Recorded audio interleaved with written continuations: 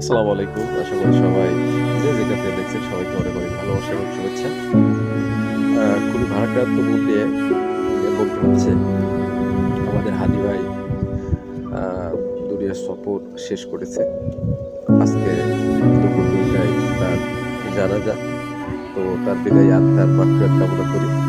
আল্লাহ যেন তার সমস্ত সকল ভুল ত্রুটি এটার জন্য ক্ষমা করে দেয় এবং তার দুনিয়াতে তার সন্তান রেখে গেছে।